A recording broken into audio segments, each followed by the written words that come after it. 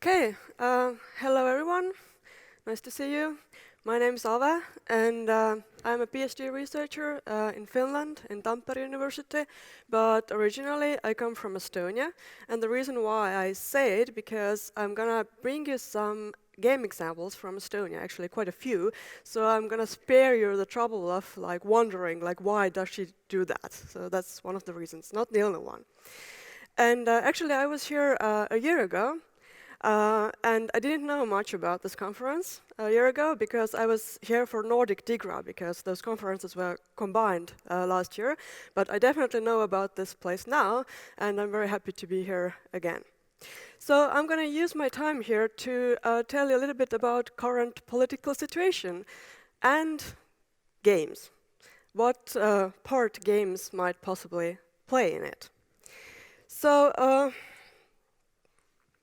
Tales from the Borderlands, and I'm not talking about that game right now. So even those of you who probably maybe say that I'm not really that interested of politics and I don't really maybe read news on such a regular basis, probably even you have not avoided some news, because there has been these recent reports of some submarine sightings in Swedish waters and some unmarked airplanes entering the airspace and possibly even being on a crash course with passenger airplanes. I mean, this is really disturbing. And of course, Sweden is not the only place where those things are happening right now. They're happening in Finland, they're happening in Baltic states. And probably all of you know of this ingenious Swedish invention to fend off Russian submarines. Singing Sailor Fred, at least in my Facebook feed, it was shared a lot. And I mean, this is sending out a Morse code to submarines, come this way if you're gay. And of course it refers to this kind of homophobia that is quite prevalent in Russia right now, unfortunately. And of course, I mean, it's a joke, and nobody, I think, really thinks that Russian submarines will turn around when they get the message, but it does show how people are looking for playful solutions for something that is actually pretty serious, political situation. So in April, I was at Game Developers Conference in Tallinn, and that's actually how I got here, because I met some great people there who invited me.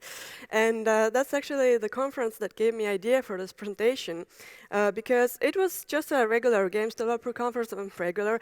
I mean, there was a lot of talks about mobile gaming and free-to-play business model and other business models, and because it took place in Tallinn University, there was also quite a lot of talk about educational games.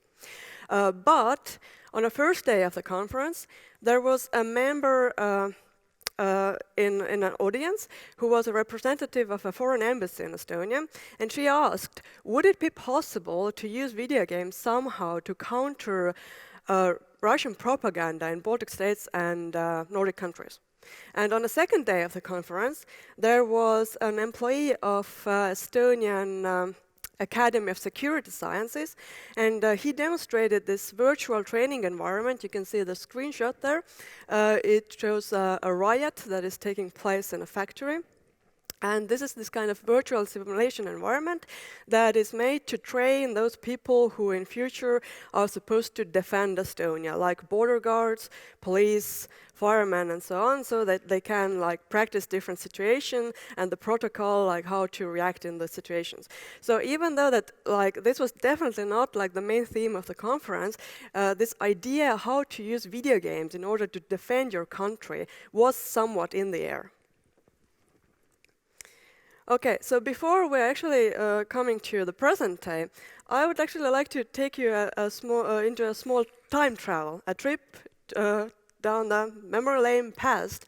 And the reason why I want to do it is because, first, if we're talking about persuasive games and maybe even political games, at least I sometimes get this vibe that it's something that is very new and very innovative and very experimental. And I want to show you that actually it's not. And when I say that it's not, I don't mean it as a bad thing, but I mean it as something that it's, I think, good, in my opinion, to look in the history of gaming and see that there have been some ideas there, and maybe they can tell us something about games today, maybe even teach us. And the other reason why I wanted to show those games is because, like, I'm a scholar, and when I read about history of games, then often I kind of tend to get this impression that, like, everything is invented in UK or US, English-speaking countries.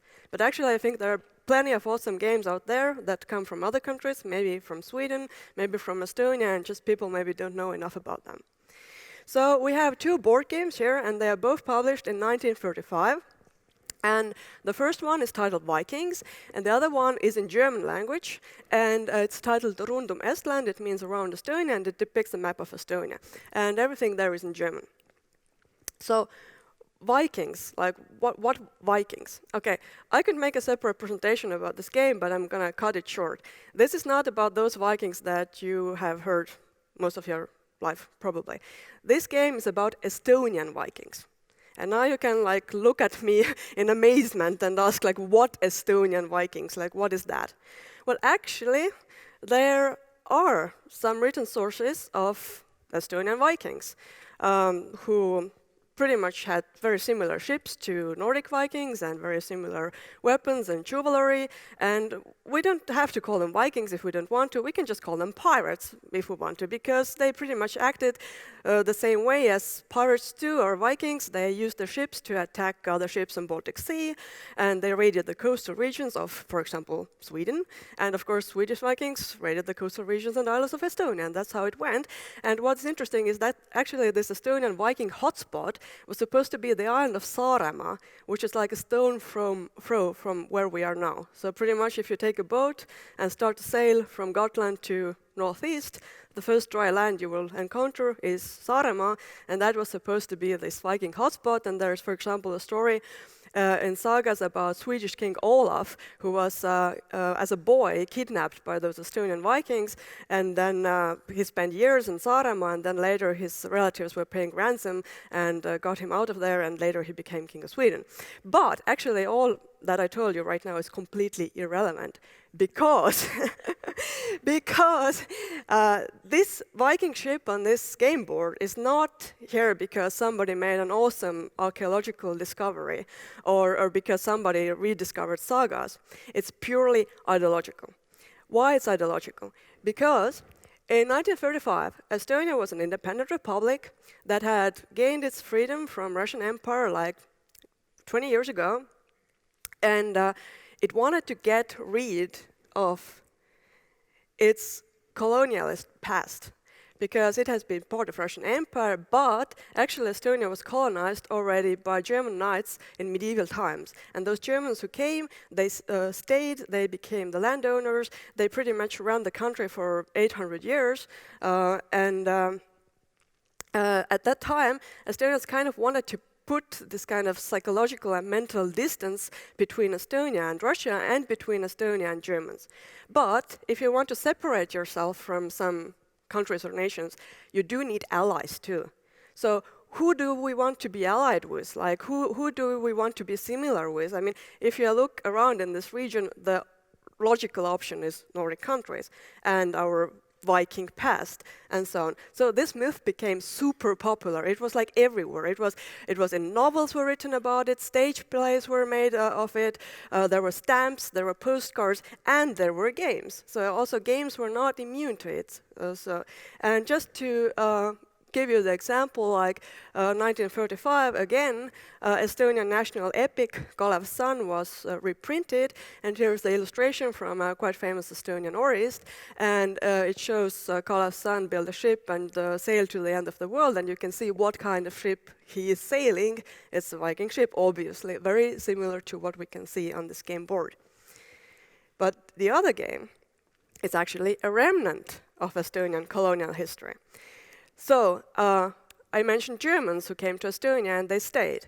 So in 1935, they were not this powerful landlords that they used to be. They were just one national minority among many national minorities, like Russians, Jews, and so on. But they had their self-governing body called German Cultural Government that organized their educational life, cultural life, and it worked under Estonian Ministry of Interior. So it was like an official institution. And in 1935, Estonia passed a law. And according to this law, all place names in public space and print had only been Estonian language. But Estonia has a very long history of German place names because of those German colonizers. The same way as in Finland, you can see, for example, Swedish place names. Now all of those place names were forbidden. So what did this cultural government do? Among other measures that they say, they published a game so that German youth could play it and memorize German place names, even though that they can't see it in town anymore. And I'm not going to read all this text here, you can read it yourself if you want to, but I'm just going to take it short. These are archive documents about this game. So here's the purpose of the game, that there is a threat that people will forget about those place names. And actually, like, it was even going, like, it's like a detective story, like even actually police was sent to investigate because people knew that, you know, there's something fishy about this game. It can be against the law. And, you know, not all people in Estonia were sympathetic to Baltic Germans and their cause. And police went to investigate. And then it turned out that, you know, people from high officials from police directorate were actually consulted, like, can we publish this game or not? Is it against the law? It was actually not against the law because they printed it before the law came into effect. So it was obviously a tool for internal policy of this game. But, as we can see from the swastikas up there, it was also a tool for external policy because this game was sent to 2 German organizations, to Germany, one in Stuttgart, the other one in Berlin, that were quite influential at the time. They were also organizing for Germans living abroad. But at the time, in 30s, they were also quite actively distributing Nazi propaganda. And it's even said that they were involved in spying and so on. So they were by no means politically innocent organizations. And this game was sent to them, and Berlin organization liked the game so much that it asked for copies to be sent in Berlin. So those local Germans in Estonia, they definitely got some feathers into their hat by showing what they can produce and how can they keep the idea of Germanness alive in Estonia. So, this is one of my favorite quotes from renowned game designer Chris Crawford. Well, we're talking about Nazis already, so Goebbels was so frightening because I had a pretty good grip on how to use modern media for propaganda purposes. Right now, we're all too dumb to figure it out. Someday, we will have our interactive Goebbels. Okay, it's very ominous and threatening. Well, I pretty much think that he's right. But one of the reasons why I like this quote is also not just what is said, but when it is said. It's said in '97 in an interview. So it kind of shows that these ideas, like of political games, like they just keep popping up like all the time, every now and then. So now to the present day. Information warfare. Well, most of you probably have heard of it, but what it really is, you know, funnily, it actually doesn't have a set definition. There is one from US Department of Defense that is used quite a lot. Information operations conducted during time of crisis to achieve objectives over an adversary. But of what is going on now recently, there are quite a lot of experts who say that this information warfare, it has changed a bit. Like, it has becoming something different. Like, for example, I was mentioning those submarine sightings and airplane sightings, you know.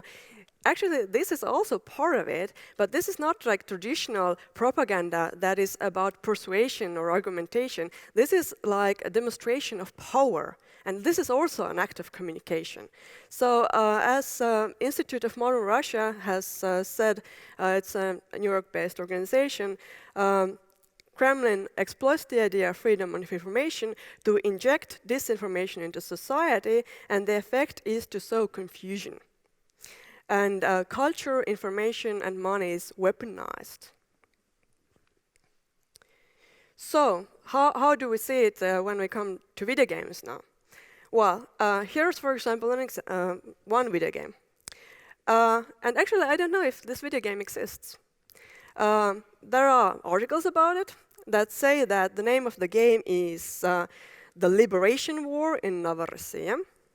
And according to the news, this is a Russian video game that requires players to kill Ukrainian soldiers and civilians. I mean, killing civilians, this is a war crime. So it's not like all the propaganda is coming from the Kremlin side. It's going both ways. So it's, I mean, terrible. I mean, Russians are giving their kids video games that teach them how to kill Ukrainian civilians. So I tried to track down this game. I searched the web, I searched it in Russian, I searched it in English. I didn't find a web page for it. I didn't find any mentioning of it ever being sold. I'm not saying that it doesn't exist. Maybe it does. But everything that I found was this pretty much the same news, the same wording. Probably all they were quoting one press release or something, but I saw it in tens and tens and tens and tens of media outlets and web pages. So even if this game does exist, I think it has played a larger part in this information warfare, and it has influenced people more by being reported of, not maybe even being played off. So this is the other way how video games actually can become part of information warfare. And when we are thinking back of those two old games that I showed, those board games, there was one game that was designed and distributed on governmental level, and then there was this other game that just picked up political ideas that were popular at the time and just used them or reused them. Well, pretty much the same thing is happening today. Everybody probably knows about America's Army, the game that started in 2004 is being still updated, probably the most successful persuasive game, a recruitment tool for US Army, probably also the most expensive one ever made. And then the other example, not that successful, it was in 2012, Israel Defense Force attempted to gamify their blog and to give badges to people who frequented the blog or who shared the blog's contents, but that actually caused an outrage and people were very uncomfortable with the idea of war being gamified. So last time I checked the blog, they have removed all these gamification elements, but they tried to do that. Okay, and then we come to non-governmental level, independent level. This is a collection of Flappy Bird clones that feature a face of a politician. Okay, and this is not everything. This is what I found from Google Play, like let's say in first 10 minutes. So we can see like here is like Obama and Putin and Hillary Clinton and François Hollande, and there are politicians from Pakistan and India and all over the world. Okay, so who is making those games and why? That is actually, well, maybe not $1 million question, but maybe it is. Because it's very hard to say, actually. I mean, they can be people who Anna Anthropy calls zinisters, people who want to take back the medium to express something that is important to them through video games. They can be political activists, they can be artists, they can be fans of something. So it's very hard to say, like, who is actually doing it and why, but they are doing it. And this is something that Ian Bogus said in 2008 when he was discussing political video games, and he was quite kind of disappointed in the medium and said that 3 decades after its coin-op release, it's disillusioning to realize that Space Invaders has become the gold standard for political game design. Okay, nowadays it's not Space Invaders anymore, but the logic is the same. It's something that is familiar, like Flappy Bird or Angry Birds, and then people are using this and building on that. Okay. So, pretty much what we can see is that video games are kind of used in this kind of cultural battles. Like, for example, in 2012, an Estonian company, Imebuild, made this game called Angry Kremlins. And they made it because a Russian punk band, Pussy Riot, who performed like this Putin-critical punk prayer in a cathedral, was arrested. And this game was a protest towards it. So you can use the heads of Patriarch and Putin to bomb terrible riots like the Pussy Riot. So a year later, Russian Orthodox Youth Movement released their own game, Do Not Let Pussy Riot Into the Cathedral. And there you can actually kill the members of Pussy Riot with Orthodox cross. And in media, those things were like seen as related. So like this Russian game was seen as a response to Estonian game. So you give your opinion in a video game form and I will answer to you. And there are even larger video game battles. For example, current situation in Ukraine and Crimea. If you go to Google Play, you can find about 30 games that somehow address this issue. And I think 30 games is quite a lot. Like I was checking half a year ago, I got 31 games. I was checking right before this conference, I got 27 games, so some games are like disappearing from there and new games are being published, but pretty much it's free. And I made this kind of brief analysis of it. I could say that out of this 27, 17 games are pro-Ukraine, 4 games are pro-Russian, 3 games are trying to take some sort of like a neutral or pacifist status, and 3 games were like sending out this kind of mixed messages. I was not quite sure like what they're after. And we can see examples here, pretty much the same situation. In one game, there's this tall and proud Ukrainian who is shooting at this ugly and clumsy-looking Berkut special forces that were responsible for civilian deaths during the Maidan Square protests. And then up there we have the little green man, that is like this kind of code word for Russian soldiers in Ukraine who are not officially Russian soldiers. And down there, we can see the opposite viewpoint. We can see Berkut again, but now they are stealthy and elegant and have cool weapons. And the people they're shooting at, Ukrainians, are depicted as cavemen with sticks and soup pots on the head, or just like drunkards. Okay, but do video games just have to do a political battle?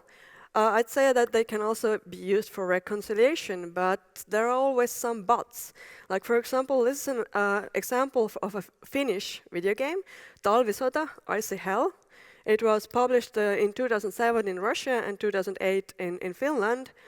And it depicts an actual historical event, Winter War, between Finland and Russia, 1939-1940, and it was done by an international team, but most of the members of the team were from Russia or Finland. And as they say on their website, they tried to put those multiple historical truths in the game. They didn't want to just present the one truth, but they wanted to show it from the both sides, what is like a very lovely idea. But let's think of the current political situation. Would it be possible to make the same game again? I actually doubt it, because like from the Russian side, unfortunately, there has been this increasing pressure to represent the one truth, and there has been news in the media that Russian Cultural Ministry has promised to start to like invest money on historical video games that are historically correct. And we probably all know what that means. It means the one big truth that might be very different from the truths of other countries or historians. And the genre of historical video games, like generally, it's something to be thought of, because even the games that maybe do not market themselves as educational games or persuasive games, depicting of history is a very, very powerful ideological element, and this is just something that we could be aware of. So, conclusions. I asked in the title of my presentations, like, will revolution be gamified? Well, I'd say that it is already, because in my opinion, games have been part of the game for a very long time now. And it's not like just like military simulations. This is like the usual thing that people think of, you know, wars and politics and game. No, they have been used in other ways, as you could see like from the examples of those old board games. So yeah, it's quite hard to keep track on what's happening on this independent scene, because like, for example, in Russia, like, internet used to be like this last stronghold of free thought, where there were independent bloggers and so on. And now people are sending reports that, you know, these trolls from trolls forums have been taking over and like just putting like Kremlin propaganda everywhere in the internet. So actually, some of those games, for example, that I showed, those pro-Russian games or pro-Ukrainian games, might be also done by troll forums, but the problem is it's very hard to like confirm this. And yeah, because video games quite often tend to be a subject for moral panic, because people see this causality, even though that is not proved, between violent behavior and video games, then this is another way how video games can be part of information warfare. So they even necessarily do not require to be played off, but they can be still used to get some messages and ideas over. So Thank you very much for your attention, and that was me. And yeah, thanks.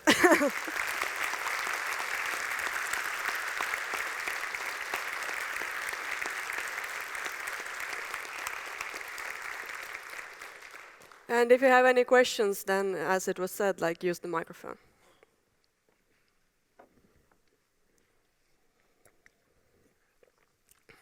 No questions. Okay. Okay. Yep.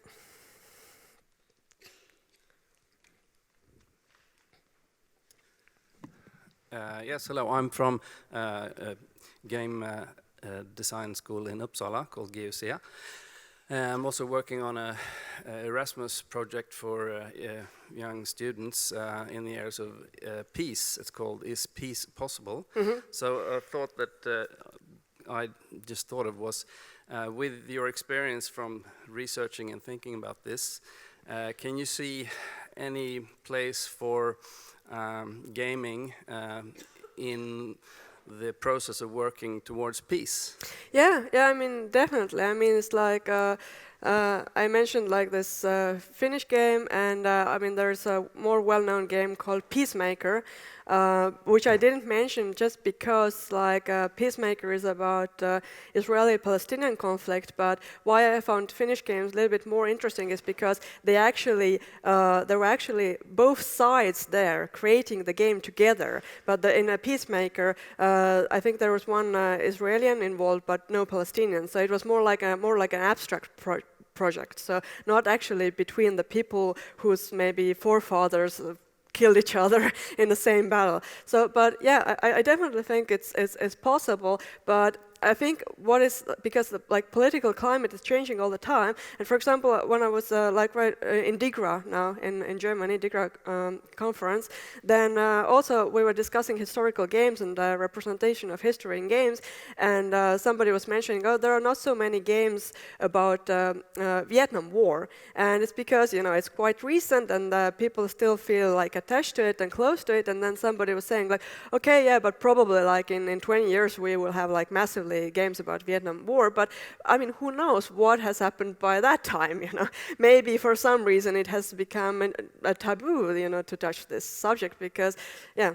So, but yeah, I do think that they can, but they are like dependent of what's happening in the outside world. Yeah.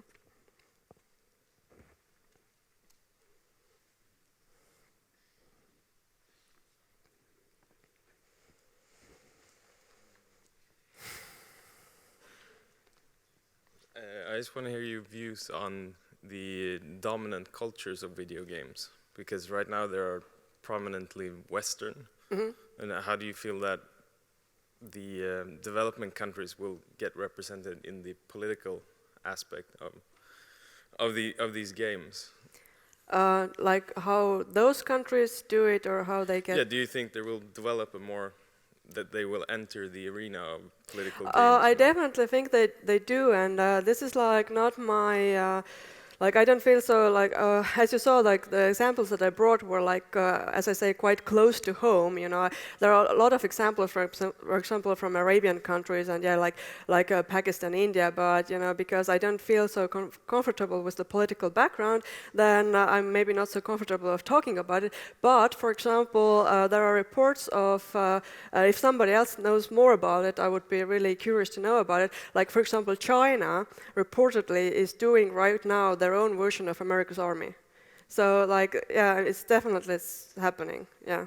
But do you think it's perceived as less intrusive when the US does that type of game? I think just US culture in generally has like such global influence that it's just like, yeah, of course it's noticed more, but definitely we can't like miss out those developments happening in other places. Huh? Yeah.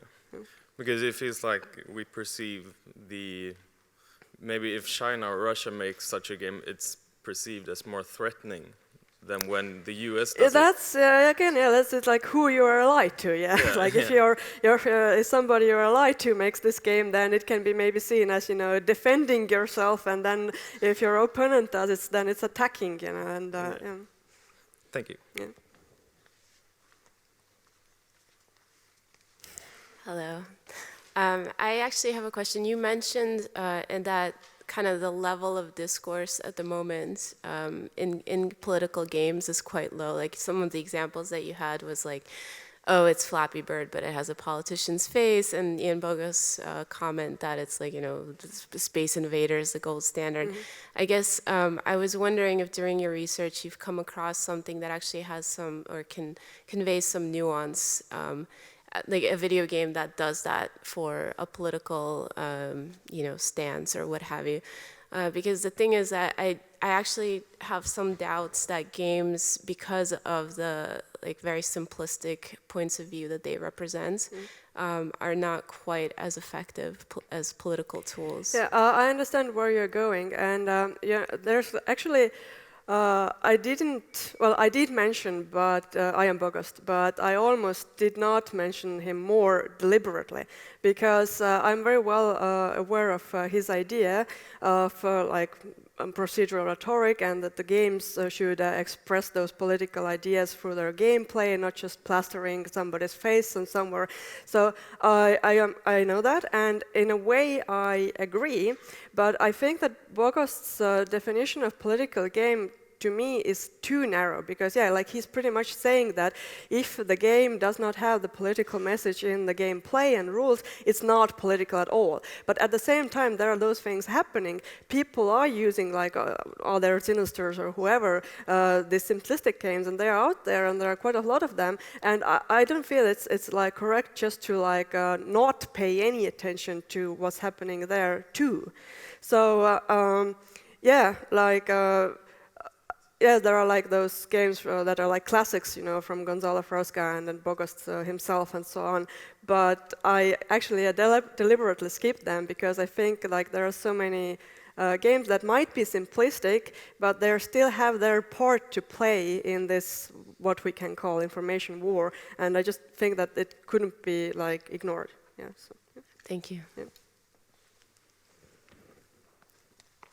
Hi. Your talk brings up a lot about political and global, lots of war and stuff. But I'm wondering, there's a lot of revolution in societal things, like acceptance between two differences, like race and gender, sexuality, etc. And I'm wondering, how applicable is everything that you spoke to that, and how do these two things influence or relate to one another? So two things, like the war thing and... and the more general societal things about interculture. How they relate to each other. Well, actually, that's an interesting question, and I suppose I should think a bit more about it before I answer, because I mean, there's so much thing in societies going on, and actually I haven't looked at those things that much from that perspective. But how do they relate? Well, I'm pretty sure that there is also this kind of sudden communication going on that level too. But unfortunately, maybe I don't know the answer to this right now, but you gave me something to think about, yeah. Thank you. Yeah.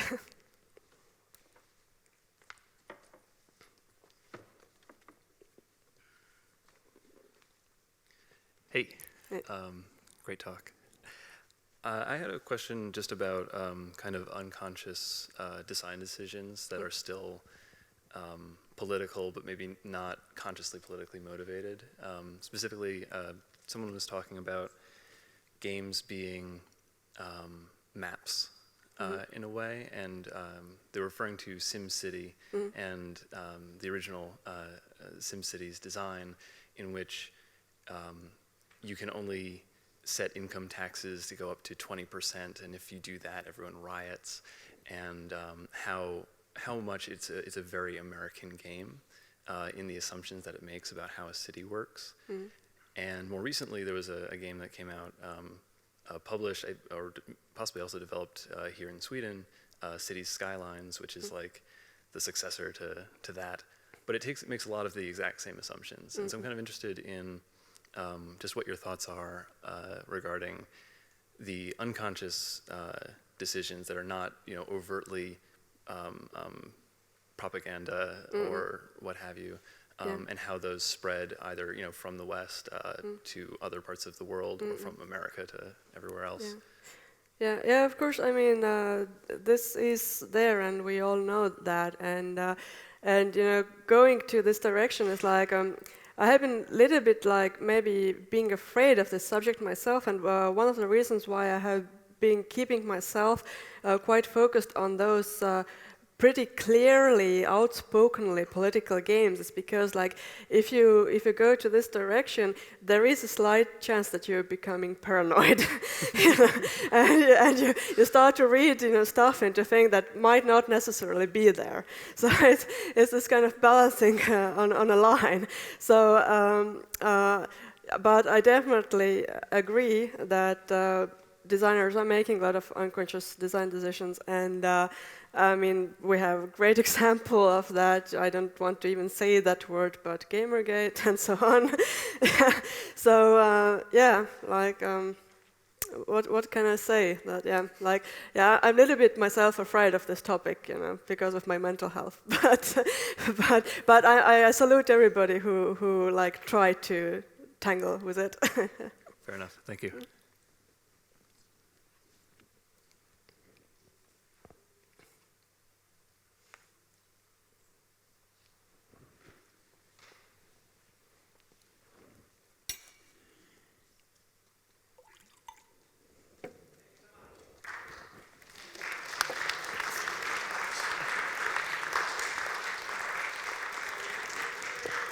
Oh, there was a question?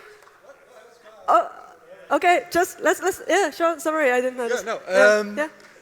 So my question was same on the same subject, really, because me and my friends had a discussion that it's more valuable, or some of us thought it's more valuable to give your political message by normalizing it in your game. Mm-hmm. For instance, TV did it with when Star Trek, the first Star Trek, had the first interracial kiss. That's not what the series is about, but that's a thing that happens in it, and it normalizes it, and it allows it. So some of us thought that was better, while the other team thought that games sort of like the Flappy Bird ones, where it's like, this is about this, so you can have a discussion about this because of it. And yeah, I think it's more propaganda when you just allow it in your game and normalize with it.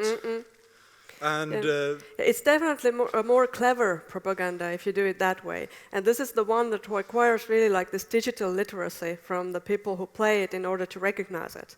So it's definitely more effective and better done. So yeah. Yes. Yeah. Sort of like that also. You mentioned the game where you could kill civilians. And I remember there was a couple of years back, I think it was Amnesty, that analyzed, I think it was Call of Duty for war crimes, and there was like 27 of them in the Call of Duty 4. And I never saw any like reaction from the mainstream press on that. Some on the gaming press, but never on the mainstream. Yeah, I also know like they were like you could like blow up like Red Cross tents just for fun. And exactly. Yeah. That's true. Because like probably as I say, like it's kind of like people think it comes with the genre and it's somewhat like internalized like in a game, but also like maybe of what people think of some genres of video games, and then it's. Yeah, because that's also the debate if you're depicting it or you're propagating it. Yeah. So yeah. You're true. Yeah, thanks for your comment. Yeah, thanks for the talk. Yeah.